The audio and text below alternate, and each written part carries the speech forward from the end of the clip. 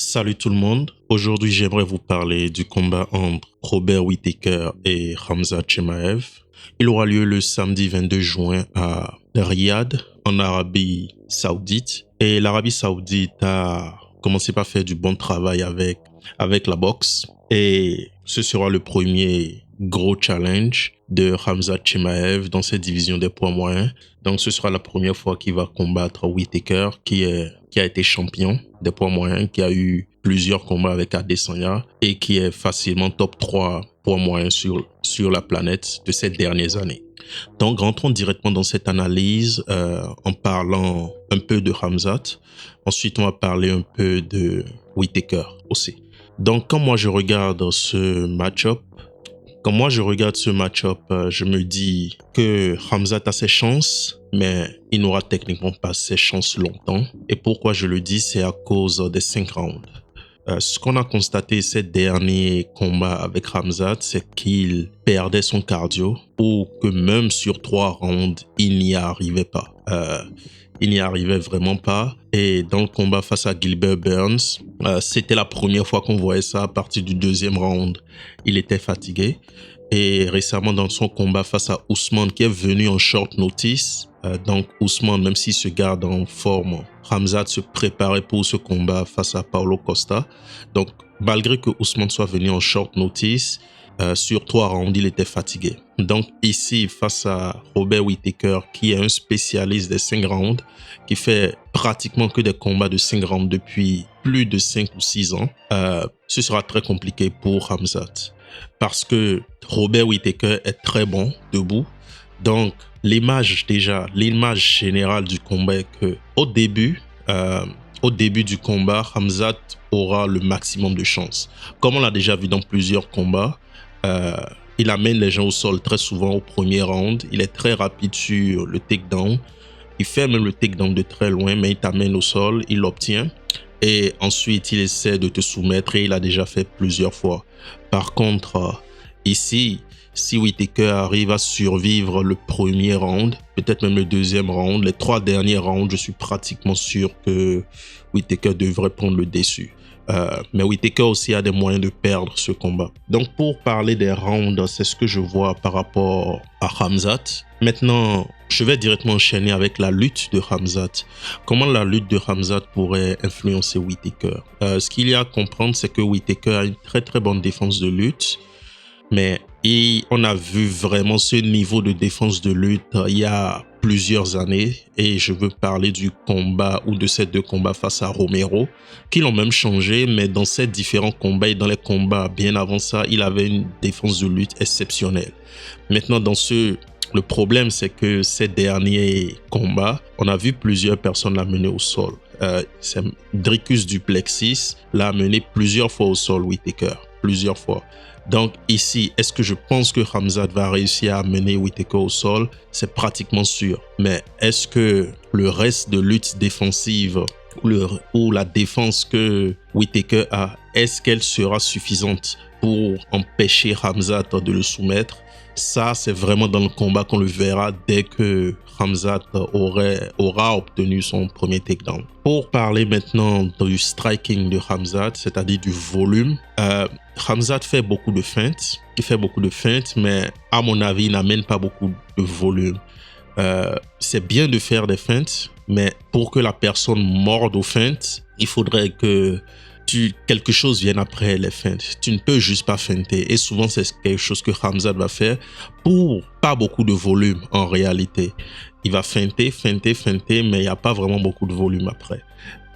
Donc ça, face à Whittaker, qui a déjà affronté un maître en feinte qu'est Adesanya, je doute que si Khamzat feinte tout le temps de cette façon, sans forcément amener une menace, je doute en fait que Whittaker morde à ses feintes, mais on verra bien. Par contre, il y a quelque chose que j'ai vu chez Khamzat que j'ai bien aimé, c'est que souvent il va faire de la position orthodoxe, c'est-à-dire de la position droitière, il va envoyer un high kick, il va finir en position fausse patte, Je ne sais pas si c'est une façon pour lui de changer de position, mais très souvent, ou du moins de ce que j'ai vu, après, une fois qu'il est en fausse patte, c'est-à-dire une fois qu'il est en position gauchère, il ne fait pas grand-chose avec ça.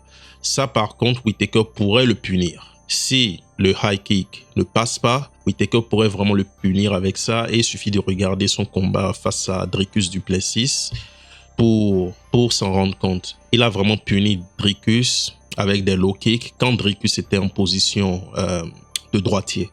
Donc ça, c'est quelque chose qui serait très intéressant à regarder aussi dans le combat, parce que je pense que Khamzat va essayer d'envoyer ses high kicks, surtout que récemment, Paulo Costa a envoyé un high kick qui a totalement sonné Whittaker. Donc, je suis pratiquement sûr que Khamzat Chimaev prendra sa chance avec ce high kick. Mais si il ne passe pas, Whittaker pourrait vraiment le punir par rapport à ça, parce qu'il a vraiment puni Dricus du Plessis, qui est vraiment massif pour la division des poids moyens. Maintenant, pour parler de Khamzat en général, dans ce combat, les clés de la victoire pour Khamzat, je pense que ce sera vraiment ce qu'il fera du premier round. Dricus du Plessis a réussi à amener Whittaker au sol, mais ce qu'il faut comprendre, c'est que Dricus est extrêmement massif pour la division. Khamzat a évolué dans la division en dessous. Maintenant, Khamzat n'a pas réussi à soumettre Gilbert Burns, Khamzat n'a pas réussi à soumettre Ousmane. Ils ont pu survivre à ce premier round. Maintenant, est-ce que le cardio de Khamzat s'est amélioré? On verra bien, parce que ça fait quelques mois. Mais je ne pense pas qu'il soit amélioré, parce que j'avais fait une vidéo il y a de cela quelques mois où j'expliquais le problème avec le cardio de Khamzat. Je vais peut-être le mettre à l'écran. J'expliquais le problème avec le cardio de Khamzat, parce que son cardio vient essentiellement de la pandémie. Donc, par rapport à ça, on verra. Mais sur 5 rounds, au fur et à mesure que les rounds avanceront, je pense que Whittaker, s'il survit aux premières agressions de Khamzat, je pense qu'il prendra le dessus. Maintenant, pour parler de Whittaker, son dernier combat face à Dricus, il avait beaucoup de mal avec l'activité de Dricus. Dricus était très agressif. En plus d'être massif, il était extrêmement agressif. Et Whittaker avait vraiment du mal à survivre à cette activité. Et c'est justement pour ça qu'il a perdu ce combat. Ensuite, son combat face à Paulo Costa, qui est le plus récent, qu'il a finalement gagné, il avait aussi un peu de mal avec cette activité, mais Paulo Costa s'est finalement fatigué. Et c'est ça qui lui a permis de survivre jusqu'au 3e round et de même prendre le dessus. Donc en fait, je ne pense pas forcément que l'activité ou l'agressivité de Khamzat dans les premiers rounds lui créera un problème, parce qu'ils seront tous les deux frais.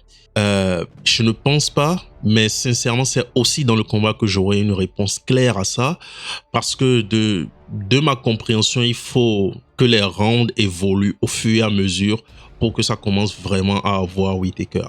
Whittaker s'est fait finir au 2e round face à Dricus, parce que en plus de l'activité, son menton. Et le menton de Whittaker, et je pense que ça vient des différentes guerres qu'il a eues avec Romero, le menton de Whittaker n'est plus le même. Donc ça aussi, ce serait une voie de la victoire pour Khamzat. S'il arrive à avoir le menton de Whittaker, et Whittaker, parce que à ce niveau, pratiquement chaque combat, Whittaker perd ses appuis sur un coup. Je pense que c'est un jab face à... Non, je ne pense pas, je suis sûr. C'est un jab face à Dricus du Plessis, et face à Paulo Costa récemment, c'était un coup de pied retourné à la tempe.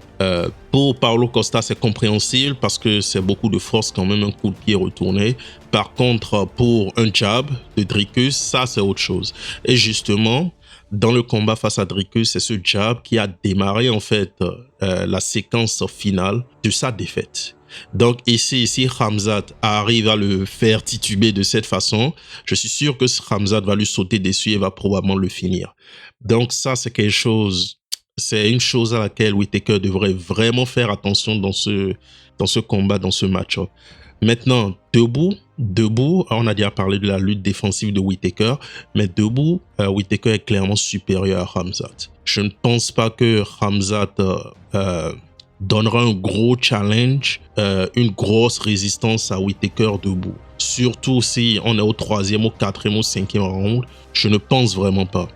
Maintenant, pour finir, quelles seraient les voies de la victoire pour Robert Whittaker? Ça revient au round. Il faudrait juste qu'il survive le premier round, qu'il puisse aller au 2e, au 3e round. Et c'est pratiquement sûr qu'à ce niveau, Khamzat sera beaucoup plus épuisé, beaucoup plus fatigué. Et là, il pourra vraiment établir son jeu et probablement aller vers la décision. Ce serait la meilleure voie de la victoire pour Whittaker. Mais dans ce combat, la clé, ce sera vraiment le déroulement des rounds. Si, comme par magie, Khamzat se pointe avec un meilleur cardio, je serais vraiment étonné, j'en doute, mais on ne sait jamais. Il y a eu des combattants dont le cardio s'est amélioré comme par magie avec le temps. Mais si ça arrive, ça va amener un autre niveau d'inconnu. Parce que ça voudra dire que Khamzat, au lieu d'être agressif juste le premier round, peut être agressif le 2e, peut-être même le 3e round. Donc ça amènera quelque chose de nouveau qu'on observera. Mais si Khamzat vient et il est extrêmement agressif au premier round, peut-être au début du 2e round, Whittaker a juste à résister à ça et il devrait obtenir la victoire. Pour reparler encore de la voie de la victoire pour Khamzat, il devrait vraiment capitaliser sur ce premier round. Et debout, il devrait prendre ses chances avec son high kick que j'aime bien. Peut-être que s'il fait tituber Whittaker, il pourra lui sauter dessus, le soumettre, ou il pourra même le finir avec du ground and pound. Donc oui, c'était mon analyse de ce combat. C'est un très bon combat. Il y a quelques inconnus, mais ce sera très intéressant à voir et ça va vraiment se jouer sur le déroulement de chaque round.